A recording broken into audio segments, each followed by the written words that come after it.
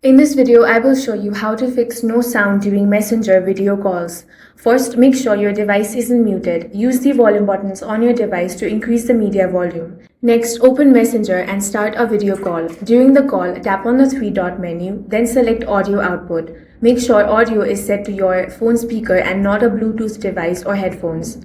If there is still no sound, end the call. Now go to your home screen, press and hold the Messenger app, then tap on App Info. Here, open permissions and make sure microphone permission is allowed. Next, go back and tap on Storage. Here, tap on Clear Cache to remove temporary files that may be causing the issue. After that, open Play Store or App Store and search for Messenger. Install any available updates. Once the app is updated, close Messenger completely and reopen it. If the issue still persists, make sure you have stable internet connection.